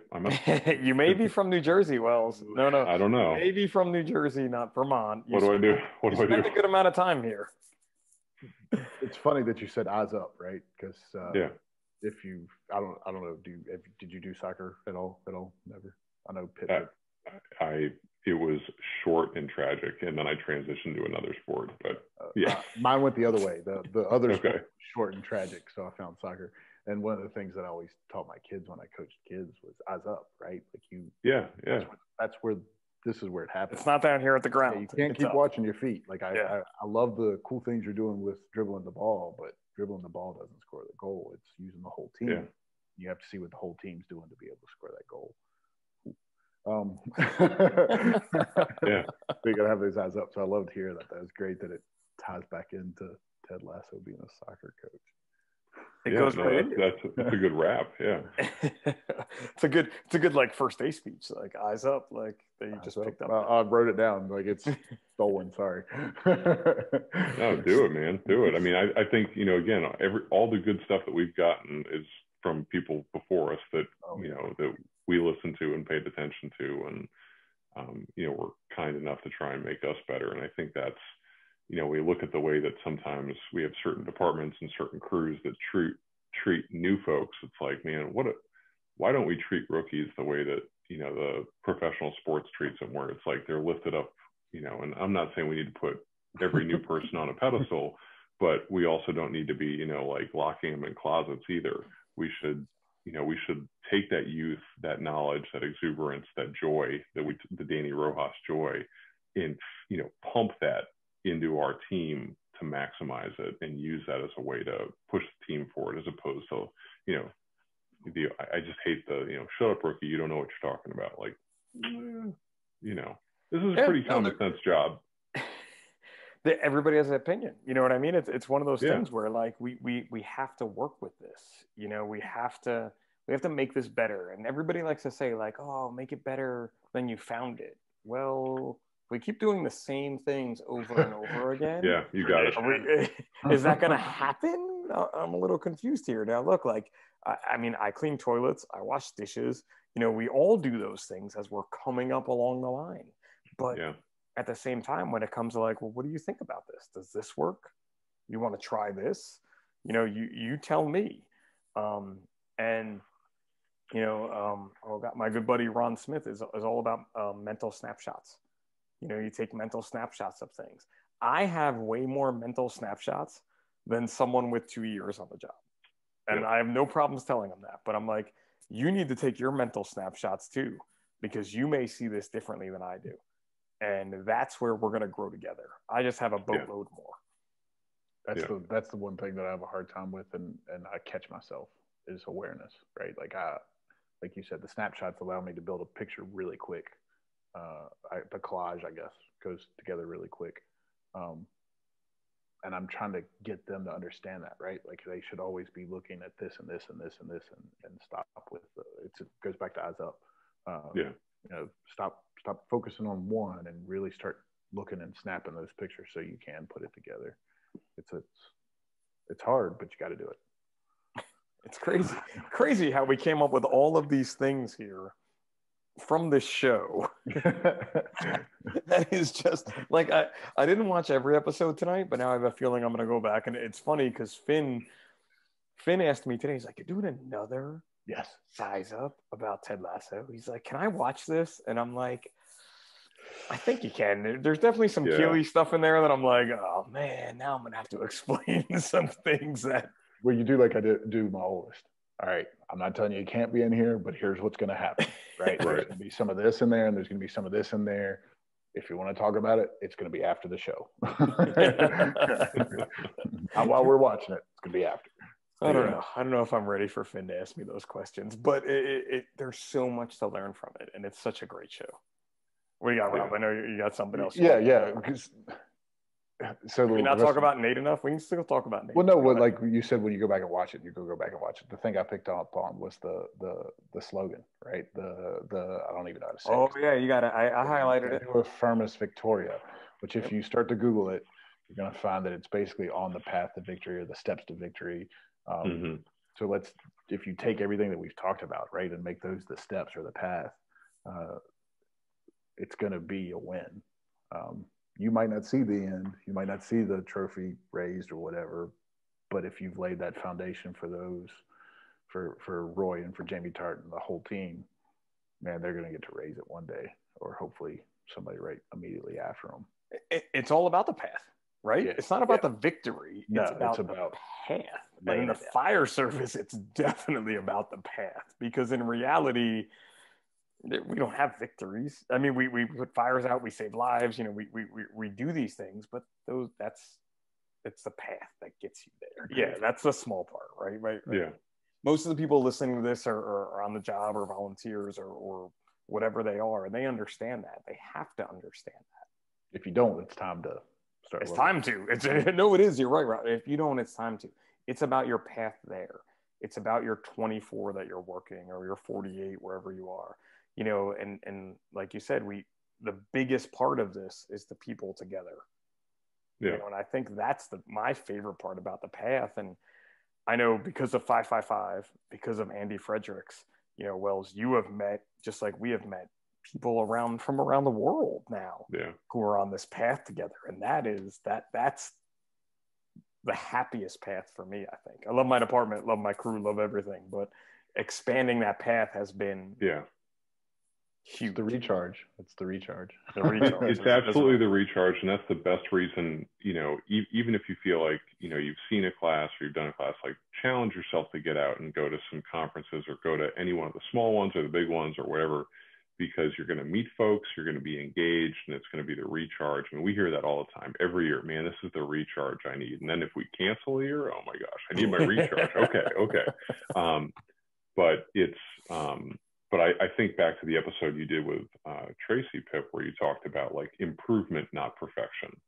You know, that's part of the path, is that, you know, switching that mentality from individual improvement to team improvement as a fire officer, as a informal leader in your firehouse, and, like, really embracing that as, like, hey, we just need to keep improving. And, you know, just like we do in fitness, you know, maybe not me specifically, but you guys, like, I was training, but it's the daily grind. You know, it's that consistency, it's the grind, and it's that focus on that path towards improvement. I think that, you know, we see that in this microcosm in the 10 episodes with Ted, and in a positive way. And, you know, you guys do it. And, you know, I think people need to remember that they can do it too.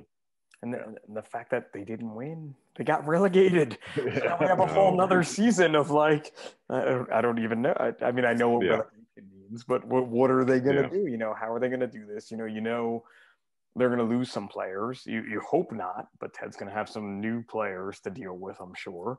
The fans are going to. That's the fire service, right? You retirement, movement, promotion. Yeah. You know, you're going to lose folks. The new folks are going to come in. Some are going to have experience, some aren't, right? It's the same ups and downs.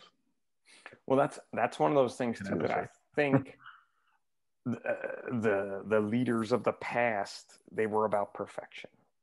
You know, even though they kind of were like, they always said they weren't, but they were. They were writing big, thick books, and they had all the answers in their books, and whatever you want to say. And I'm not talking bad about them, but they were chasing perfection. You know, where they really should have just been always chasing improvement. Yeah. And for us now, as that generation of people who knows one day may write that big book, I want it to just be about improving and looking for the next step, you know? Which is a Ted Lasso. He's just looking for the future. And we didn't even talk about his marriage. Believe, yeah. Hit it. I just want everybody eyes up. Eyes up, believe. Yep. Look, and he hits it, right? That little. He's got fences, but you gotta hop right over them. You know, that's a great quote. I love that quote. You know which one too? I wanted to really now. Like, I don't really care how long this goes anymore. But where is it? Hold on. We're gonna have to do an intermission, man. We're not. You gotta do an intermission. You gotta run and get a refill. I packed my own. I packed again. So. But what's he say? It's kind of. Oh no, I moved it over here now. Where is it? Taking on a challenge is a lot like riding a horse. Yeah. If you're comfortable while you're doing it, you're probably doing it wrong. And that's the fire. To me, that's the fire service. Once you get comfortable in any of this, you're wrong. Oh yeah. Oh.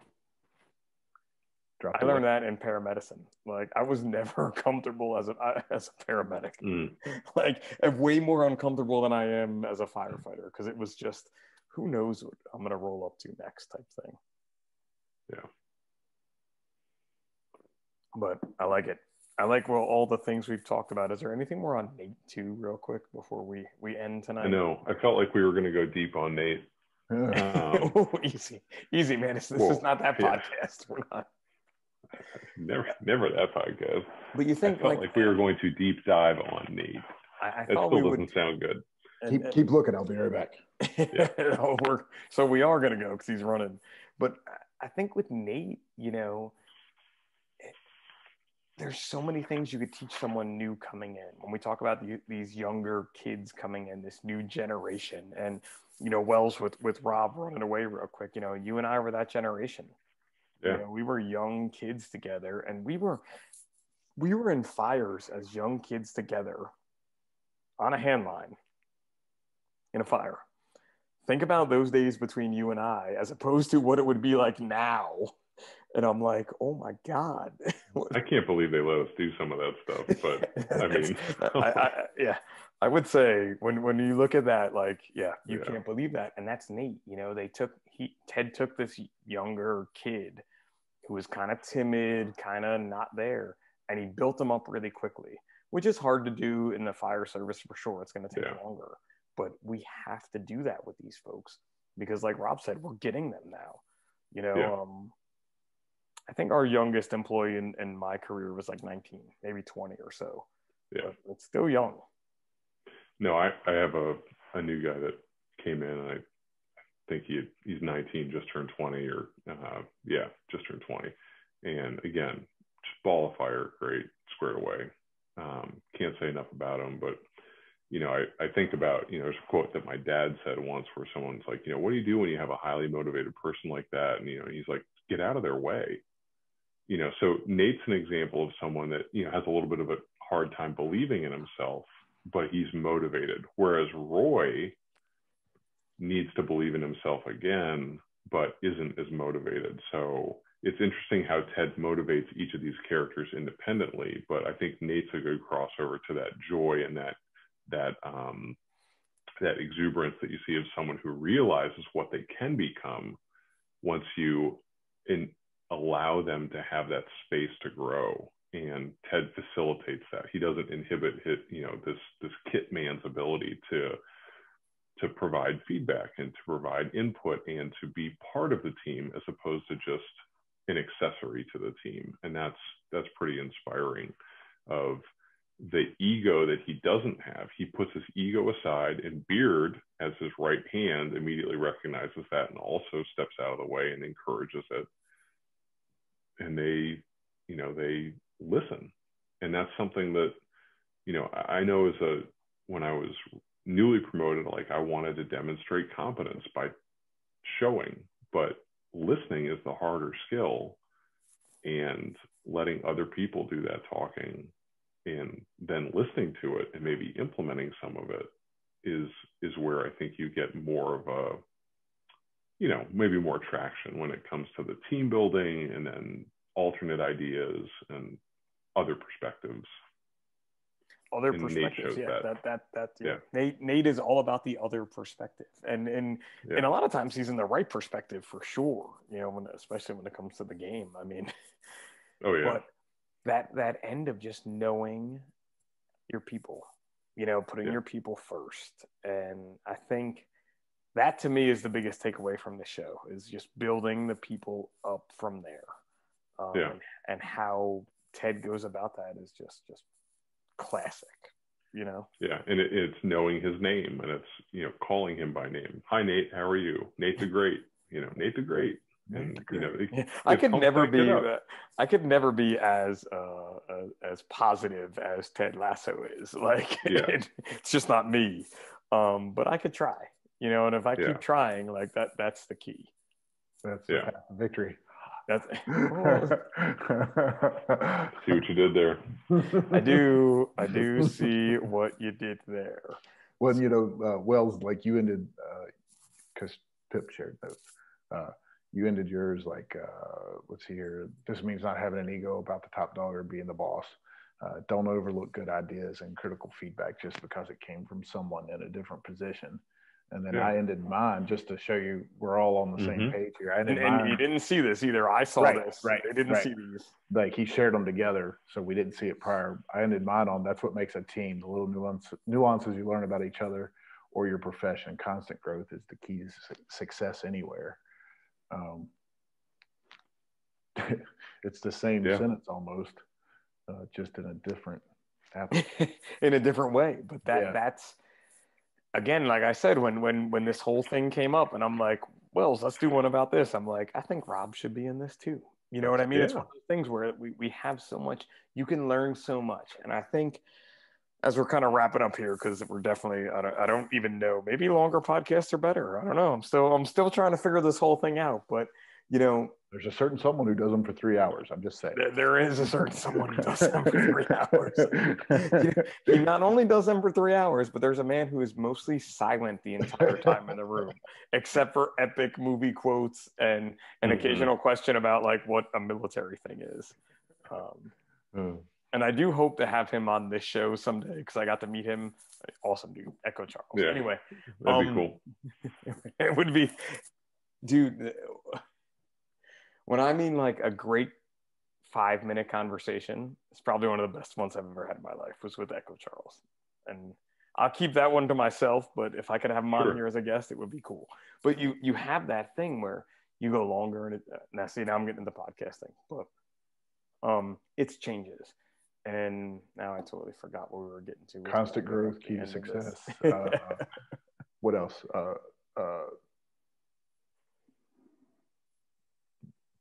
Top dog being the ball.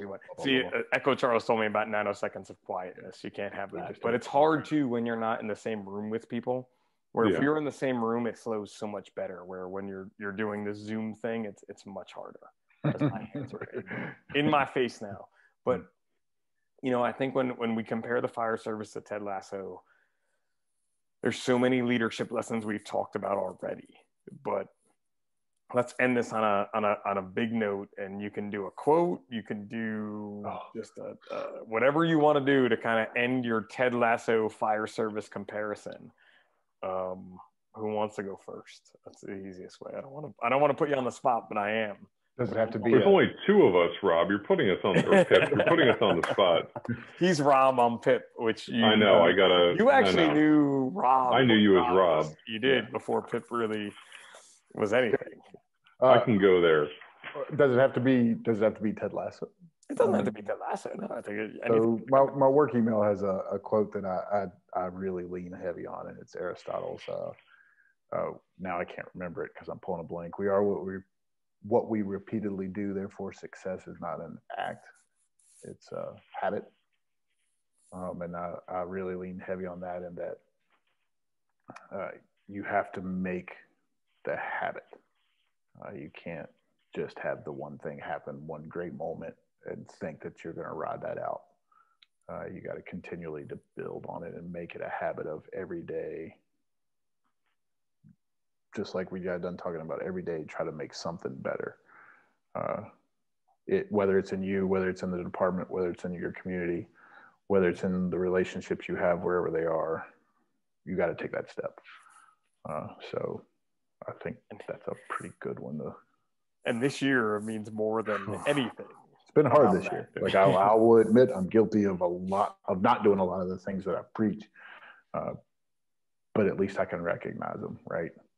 I don't recognize them rapidly. I think that's another thing that we all learned, or hopefully a lot of people learned about themselves this year, is that smirk. Once you recognize it, or someone tells you about it, one of your sounding boards tells you about it, or you sound off to them, and then Ted Lasso appears in our lives, and I'm like, oh, such a win in 2020 for once, at least, aside from liberation. What do you got, Wells? I think I'll take it full circle talking about what we did in the beginning, which is I think what I enjoy most about the show is it's just an alternate option or an alternate perspective on what being a leader could be like in the fire service. If you want to make that comparison of, being able to stay positive, being able to look for the positive in your people and always be thinking about the team. And,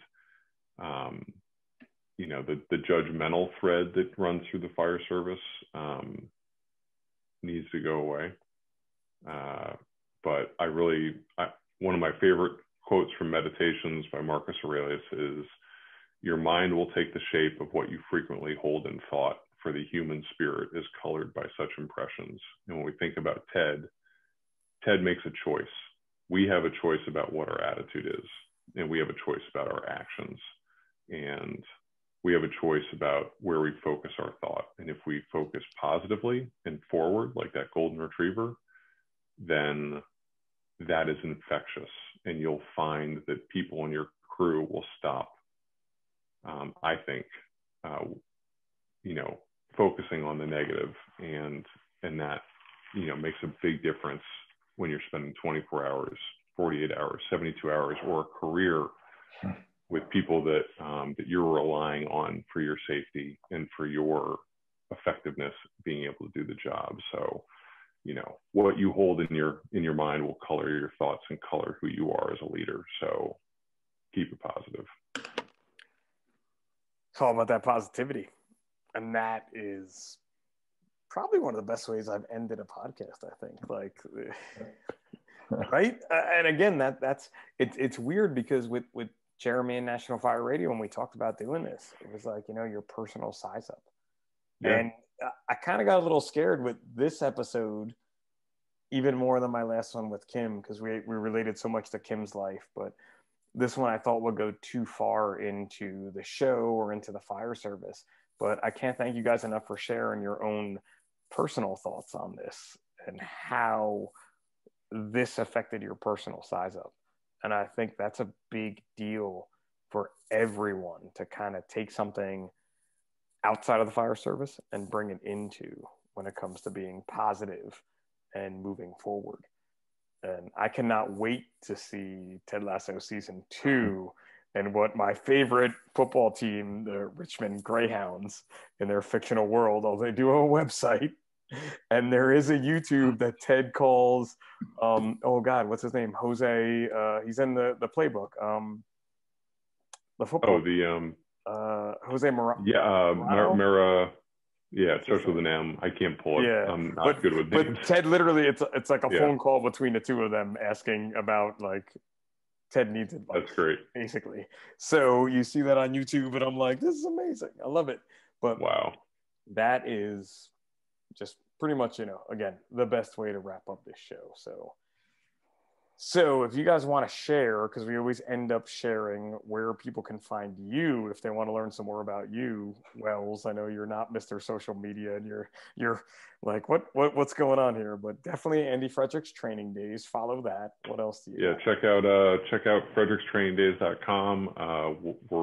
We canned it for COVID. We didn't feel comfortable putting 350 people in an auditorium in Alexandria for 3 days straight. So I know that was disappointing to some folks, but you can follow us at frederickstrainingdays.com, and we'll be putting out information on the 21 event starting early in the new year. So we'll be looking forward to seeing folks there and letting people join us again this year. So I'm not really I have a Facebook account, but I've slowed down on that because I've just realized no worries. We all know why. No worries. But I'm on. You can find me on the gram.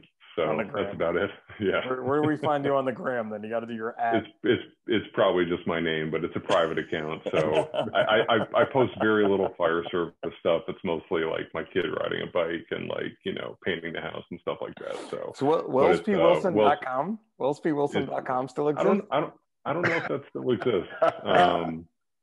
But yeah, on the gram, it's at Wells P. Wilson. So little known fact, this Wells P. Wilson is a well-known photographer in a small circle here in New Jersey of weddings and different things like that. Let's just say, right? Is a good way to put Yep. it. So, And I'll tell you, everything that wedding photography taught me applies to the fire service too. But that's another episode. That's a whole different episode. How wedding photography applies to the fire service. Rob, where do the listeners find you? Easily, unfortunately. 555 Fitness, Instagram for sure. Instagram for 555 Fitness. Also, the Facebook, which we also earn, is predominant on for the same reasons. I am on Instagram as well. It's at 555 underscore IG at 555 underscore IG underscore BUGG. I don't post a lot fire service either. It's usually again, it's weird. We don't. I mean, like I probably, of the three of us, post the most, and that just came out of people thinking I wasn't a real firefighter. To be honest with you. I mean, On for 24 started because so many people were like, "You're not a real firefighter. You're just a fitness guy trying to make a buck." Look at that mustache. That says otherwise. Only for November. And Tracy hates and then you'll probably find me tagging along at any of the larger 555 events behind the Mohawk Madness right there. Someday we'll get back to those events, but I can't thank you guys enough for joining us tonight. And I can't, again, thank National Fire Radio enough for hosting the Size Up. Make sure you give them a listen to. Also give Rush the Bus a listen to, our EMS podcast. Our friend AJ from Fork and Hose Company is back in the game, trying to do some cooking stuff out there for Fork and Hose Company. I'm thinking bookmark his IGs. That's great recipes, man. You can slot them into the firehouse and they'll never know. They will never know. You know what's funny too is he was on my state, the NJFMBA's podcast the other day, and he was like, "Look, I put healthy recipes out there, but everything is not like total health. It's all about how you can have balance in your life." So I think that's a big part of what AJ does, is that balance. I'm pretty sure tonight earlier he was live. So one thing with National Fire Radio, we're trying to get back into more live stuff, trying to engage in the best way we can with different people in these strange days, folks. So Thanks again for listening. We look forward to Ted Lasso season 2.